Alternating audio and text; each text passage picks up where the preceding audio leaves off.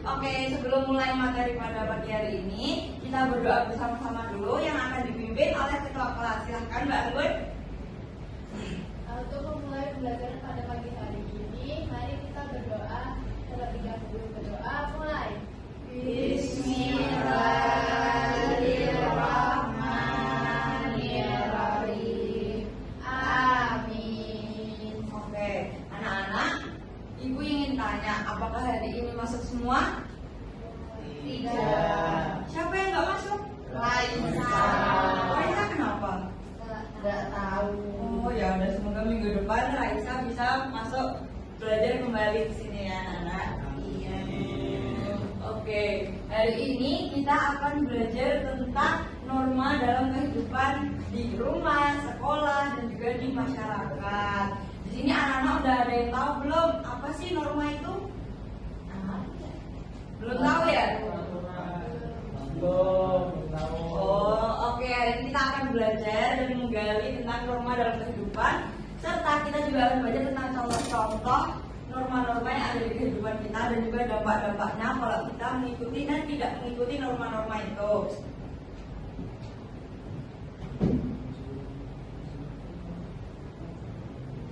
Oke.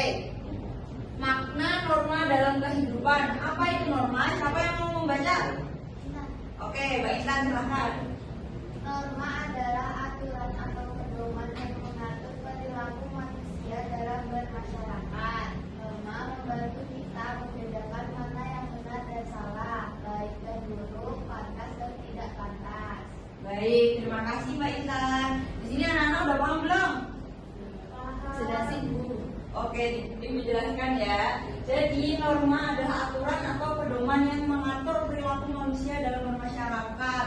Norma itu seperti aturan yang ada di hidup kita yang perlu kita patuhin. Contohnya, saat ini Ibu sedang mengajar di depan, anak-anak mendengarkan dengan baik, itu termasuk norma. Paham anak-anak? Oke, selanjutnya ya. Nah, selanjutnya ada jenis-jenis norma. Ada 4 jenis norma di dalam kehidupan ini anak-anak. Yang pertama, norma agama. Contohnya sholat, jujur, dan juga berbakti. Terus yang kedua, ada norma kesusilaan. Seperti sopan santun, tidak berbohong, dan juga membantu teman ataupun orang yang kesusahan. Terus yang ketiga, ada norma kesopanan. Seperti mengucap salam dan juga berpakaian rapi. Terus untuk norma yang terakhir yaitu ada norma hukum, tidak mencuri, habis itu taat lalu lintas dan juga tidak merusak fasilitas umum. Oke, di sini ada yang mau ditanyakan? Enggak, oke, baik lanjut ya. Kenapa sih kita mengikuti norma itu penting? Di sini ada yang mau membacakan lagi? Saya, Bu. Oke, Mbak Sidi silahkan. Yang pertama, menciptakan ketertiban dalam masyarakat. Yang kedua, melindungi hak dan kewajiban setiap orang. Yang ketiga, membangun karakter yang baik. Dan yang keempat, menciptakan kehidupan yang harmonis. Baik, terima kasih Mbak Cindy. Untuk yang pertama itu kenapa sih norma itu penting? Karena untuk menciptakan ketertiban dalam masyarakat. Terus yang kedua, melindungi hak dan kewajiban setiap orang. Kan setiap manusia itu memiliki hak dan kewajiban masing-masing ya anak-anak ya. Iya, Bu. Jadi kita memiliki hak untuk mengeluarkan pendapat dan juga memiliki kewajiban untuk kewajiban. Terus selanjutnya membangun karakter yang baik dan juga menciptakan kehidupan yang harmonis, seperti tidak membedakan suku dan agama sama manusia. Mungkin anak-anak kan. Terus selanjutnya ada contoh penerapan norma di kehidupan rumah, sekolah, dan juga masyarakat. Yang pertama yaitu ada contoh penerapan norma yang ada di rumah. Yang pertama, menghormati orang yang lebih tua, berdoa sebelum makan, membantu pekerjaan rumah, berkata sopan kepada orang yang lebih tua, dan seperti pamit sebelum berangkat sekolah itu juga termasuk norma yang ada di rumah anak-anak ya. Terus selanjutnya ada contoh penerapan norma di sekolah, yaitu datang tepat waktu, mematuhi tata tertib sekolah, menghormati guru, dan juga tidak mencontek saat ujian. Seperti anak-anak juga tadi ibu bilang mendengarkan ibu saat ibu menjelaskan, itu termasuk norma yang ada di sekolah. Terus yang terakhir yaitu contoh penerapan norma di masyarakat, yaitu menjaga kebersihan lingkungan, mengantri dengan tertib, menolong tetangga yang kesusahan, mematuhi aturan lalu lintas. Tapi ini ada yang mau ditanyain? Berarti kan ya anak-anak, nanti ibu punya pertanyaan-pertanyaan yang sudah dijelaskan tadi ya. Oke, selanjutnya. Nah, selanjutnya dampak norma di dalam kehidupan jika kita mengikuti dan juga tidak mengikuti. Yang pertama itu ada dampak positifnya, yaitu dihormati dan disenangi oleh orang lain, memiliki karakter yang kuat, menciptakan lingkungan yang nyaman, mendapat ridho dari Tuhan Yang Maha Esa. Terus dampak negatif, kalau kita tidak mengikuti norma di dalam kehidupan, kita bisa dikucilkan dari pergaulan. Di sini siapa yang dikucilkan itu mesti karena nggak mengikuti norma. Terus mendapat sanksi atau hukuman. Terus merusak hubungan sosial dan juga menciptakan konflik antara pertemanan, antara keluarga dan juga antara masyarakat. Paham anak-anak? Paham ibu. Oke. Ini lanjut. Udah selesai ternyata. Nah, karena materi kita sudah selesai, ibu ingin mengajak anak-anak bermain. Siapa yang mau bermain? Oke, saya. Di sini.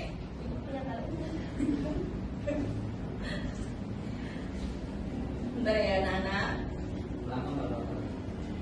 Jadi di sini ibu punya papan nih.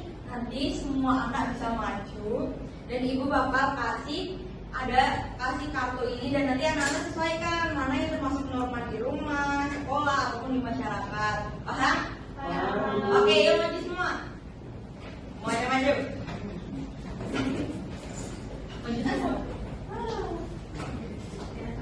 Yes. Satu.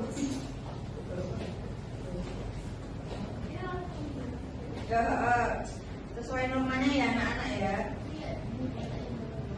Oh dibacain dimasukin.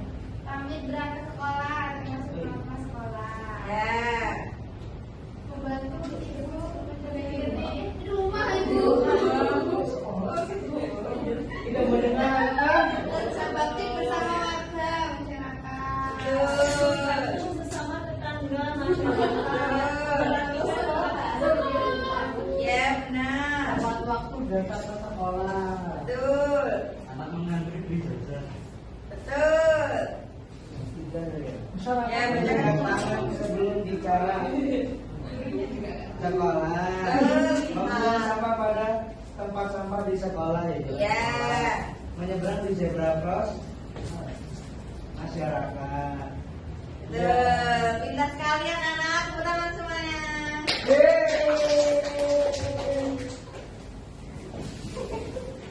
Nah, selesai. Di sini udah pada semangat belum setelah bermain? Oke. Setelah bermain, aku mau membagikan LKPD yang akan dibagi menjadi 2 kelompok ya anak-anak. Yang pertama kelompok pertama yang sini 3 orang, yang kedua 4 orang di belakang, oke? Nah, di sini nanti LKPD-nya, cara ngerjainnya.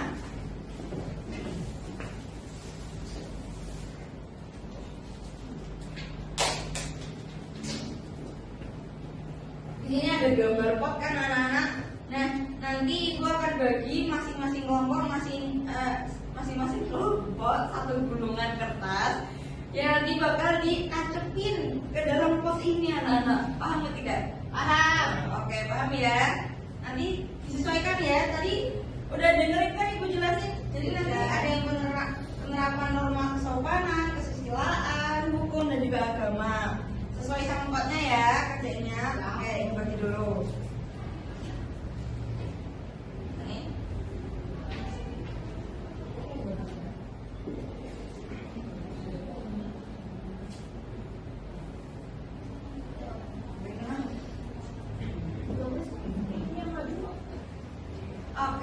jika ada yang ditanyakan silakan bertanya ya.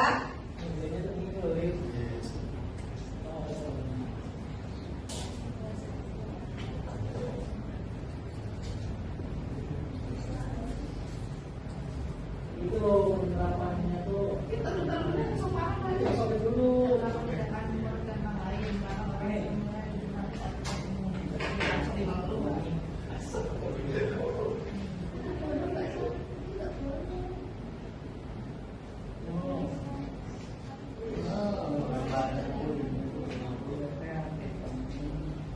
Menghindari teman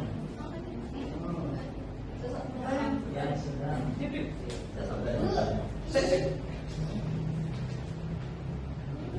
Oh iya. Bu, oh iya kenapa Mbak Intan? Termasuk apa, Bu? Rambu lalu lintas saat berkendara itu maksudnya buku. Oke, ada lagi yang ditanyakan?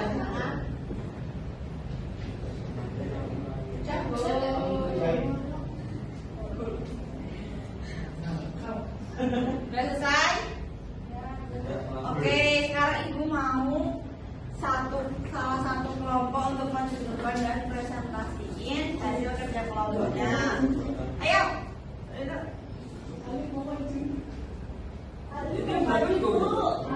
Coba.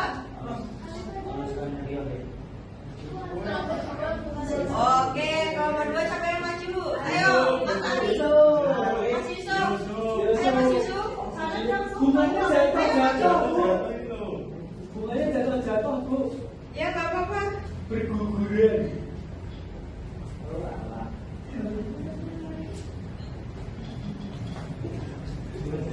Oke, dipresentasiin. Yang penerapan norma kesopanan itu apa aja? Norma kesopanan, Hmm. duduk dengan rapi saat di tempat umum. Ya. Terus norma hukum, Ya. tidak melakukan tindakan kriminal seperti nyuri, pencurian. Oke. Terus penerapan norma agama, menghindari perbuatan dosa seperti berbohong. Ya, betul.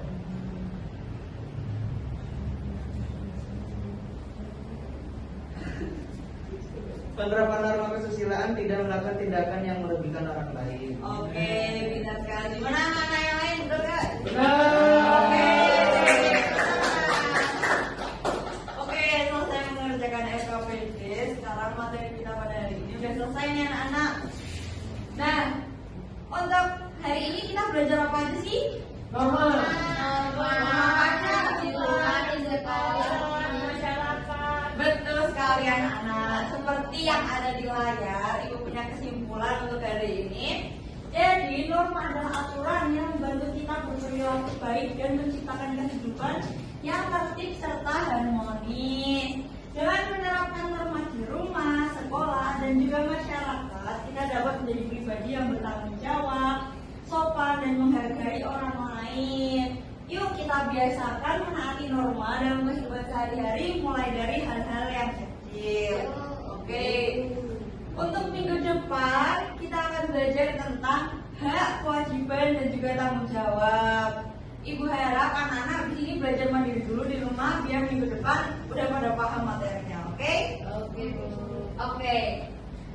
Sebelum kita tutup, mari kita berdoa bersama dulu yang akan dipimpin oleh ketua kelas. Silakan bangun.